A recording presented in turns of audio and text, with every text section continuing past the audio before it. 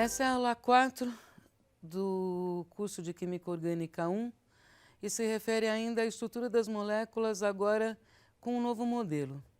Esse modelo complementa o modelo VESPER que nós apresentamos na aula passada.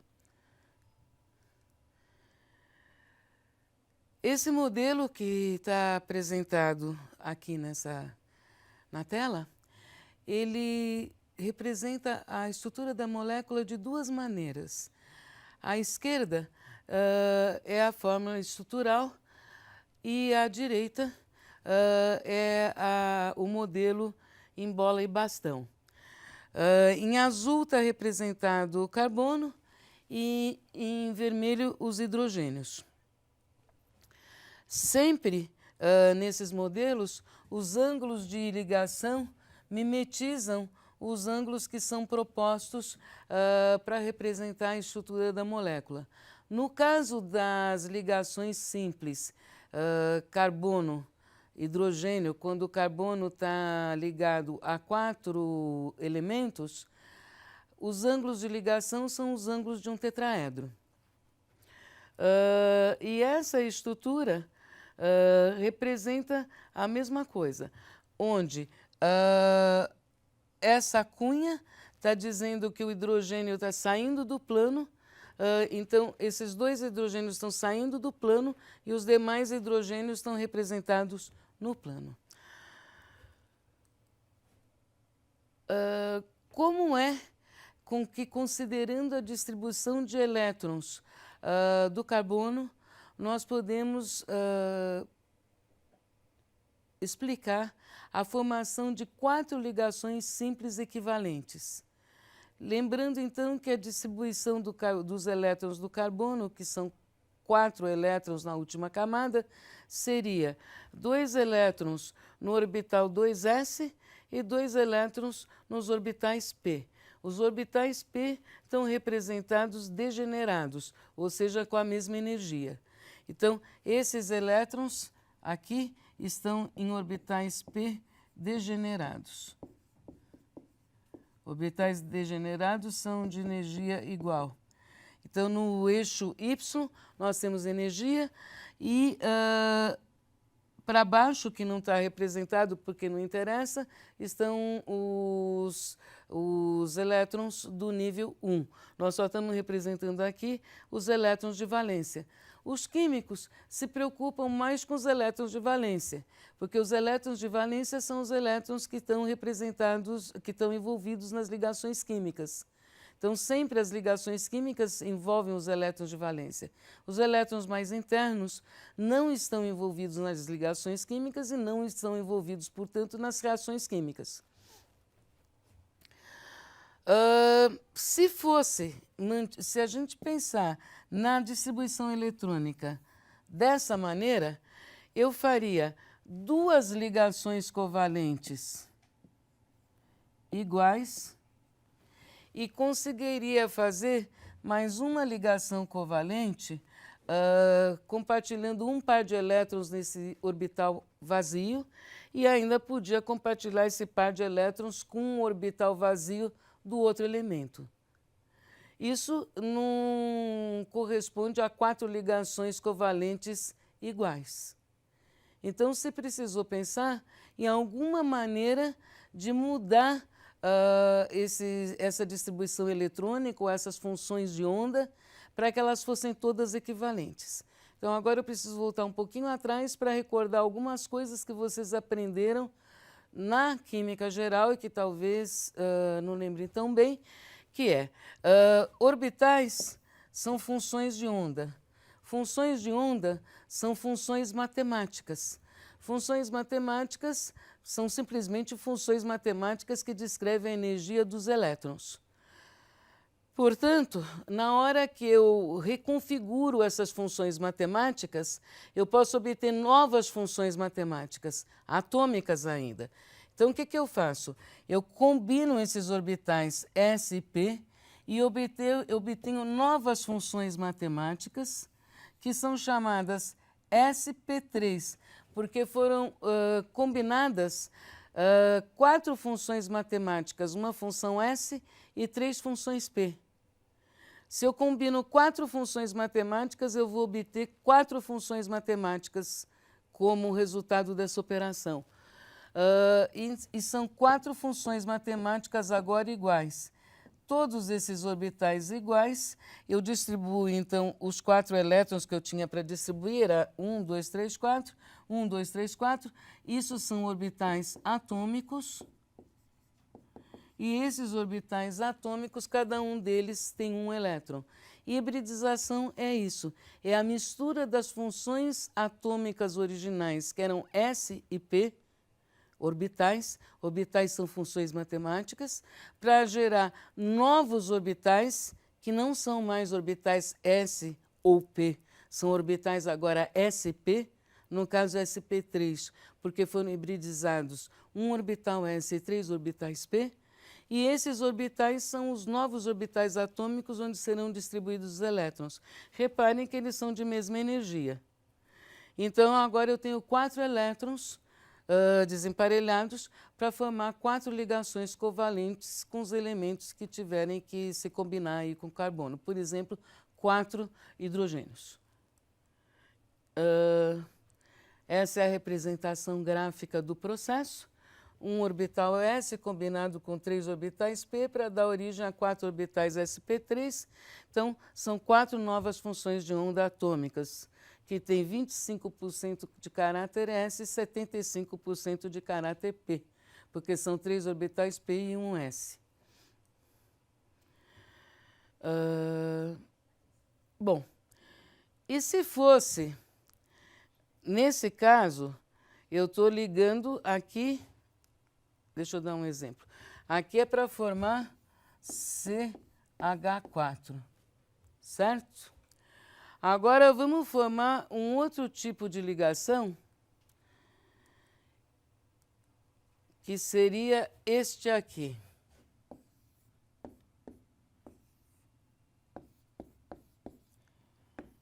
Do etileno, certo? Agora é uma insaturação.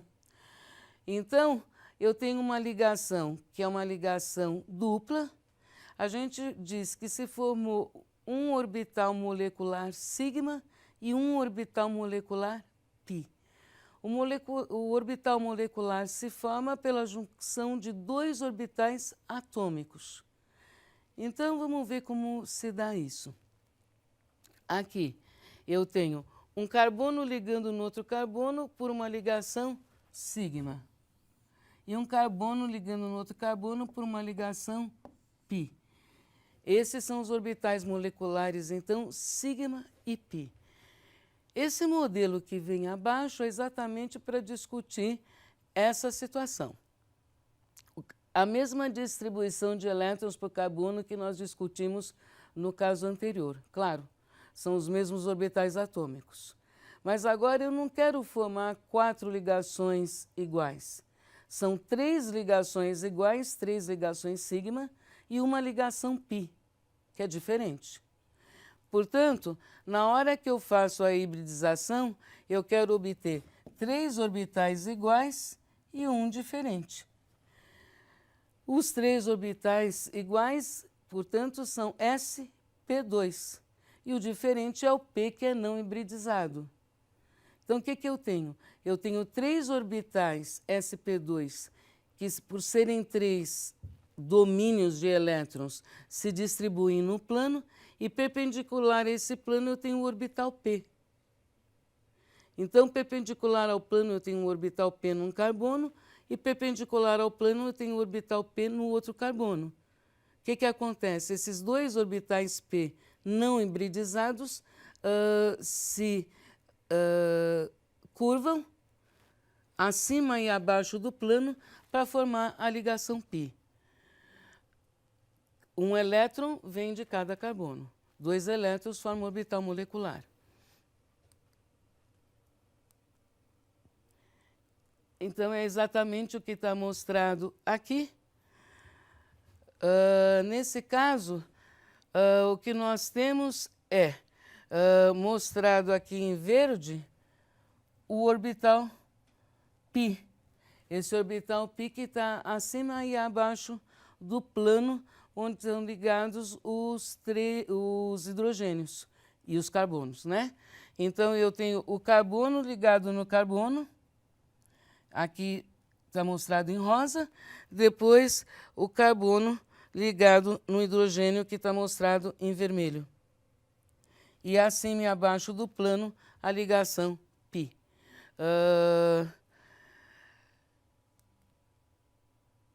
E, finalmente, quando eu tenho uma ligação tripla, que é o caso do etino, aí eu vou ter duas ligações iguais, que é a ligação do carbono com hidrogênio e do carbono com carbono, que são ligações sigma, e duas ligações π. Para ter duas ligações π, eu tenho que ter dois orbitais π puros. Portanto, eu só tenho a hibridização sp, que é o que está mostrado aqui na figura, esquematicamente. E aí, o que nós temos, finalmente? Nós temos a representação do etino.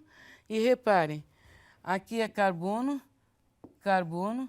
Então, é um carbono ligado num carbono por uma ligação sigma. Então, aqui é a ligação sigma. Isso é um orbital molecular, onde eu tenho um orbital atômico se aproximando de outro orbital atômico pela mesma direção. Isso forma uma ligação sigma. Aqui é a mesma coisa. Isso aqui seria aquele orbital sp, que foi formado por hibridização. Esse orbital sp vai se sobrepor ao orbital s do hidrogênio. E aqui se forma a ligação sigma SPH. Então, SP orbital do carbono, H o orbital do hidrogênio. A mesma coisa do outro lado. Então, o que eu tenho? Carbono, carbono em linha com hidrogênio, hidrogênio. Então, essa parte é linear. Agora, perpendicular a essa linha, nós temos os orbitais P, perpendiculares entre si. Então, aqui é um orbital P, esse, e aqui o outro orbital P perpendicular àquele que eu indiquei com um X. Então, são os dois orbitais P perpendiculares entre si que representam a ligação tripla. Isso, representado pelo modelo de bolas e bastões, é essa representação. Aqui não dá para ver tão bem os orbitais P perpendiculares entre si, mas dá para ver a linearidade da molécula, que é o que é mais interessante. Finalmente, o caso dos hidrocarbonetos aromáticos, que eu tinha começado a representar na aula 1. E na aula 1 eu disse que os hidrocarbonetos aromáticos tinham peculiaridades. Uma das peculiaridades da reatividade dos hidrocarbonetos aromáticos é que eles são pouco reativos, menos reativos do que os hidrocarbonetos que não são aromáticos. Por exemplo, se eu adicionar bromo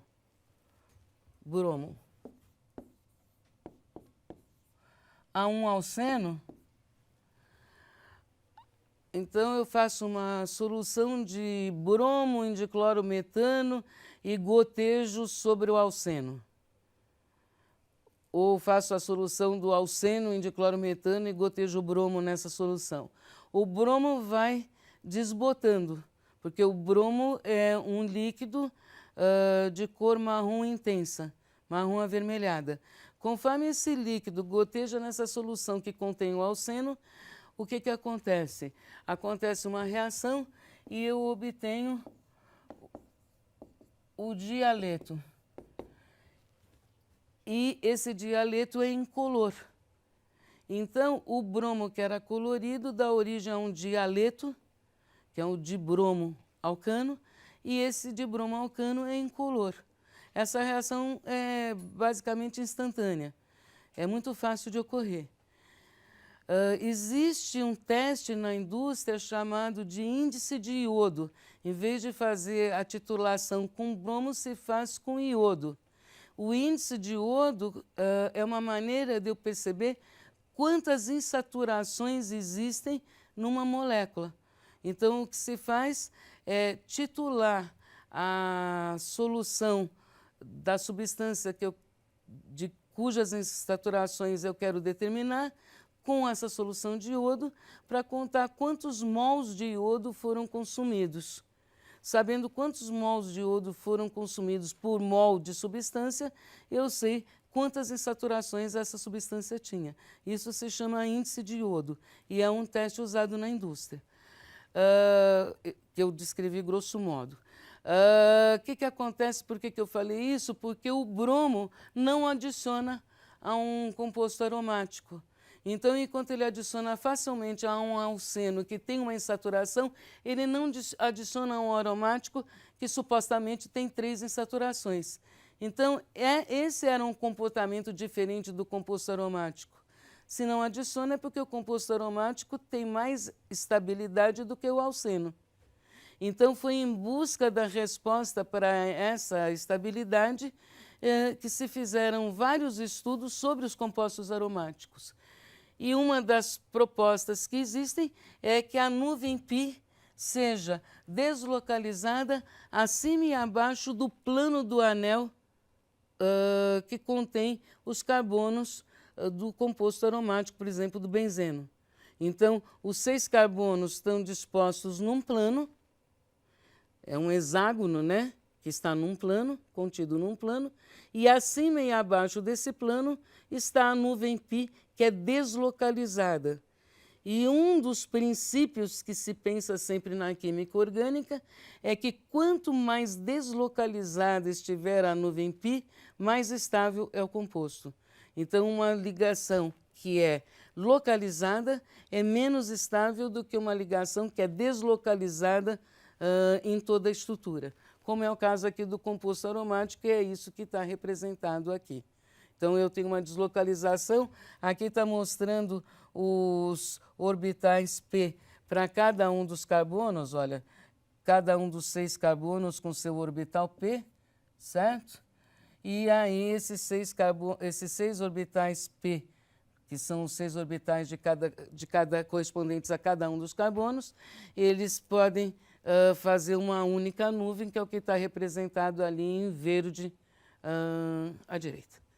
Bom, esses são princípios básicos, então, do modelo de hibridização, tá certo? E esses princípios básicos do modelo de hibridização respondem também pela geometria molecular. Mas é mais interessante pensar a geometria molecular considerando o modelo VSEPR, e aí depois de pensar no modelo VSEPR e concluindo, por exemplo, que a molécula é plana trigonal, a gente consegue propor a hibridização que corresponde a essa geometria. Pensar se tem que deixar um orbital P sem hibridizar, por exemplo, ou 2 orbitais P sem hibridizar, e assim sucessivamente. Bom, agora seria importante que vocês lessem tanto nos livros de Química Geral sobre orbitais, como nos capítulos iniciais dos livros de Química Orgânica, como eu disse, o livro que vocês preferirem, aqueles com que vocês se sentirem mais à vontade. Bom, até a próxima aula, onde então continuaremos a discutir a diversidade das estruturas dos compostos orgânicos.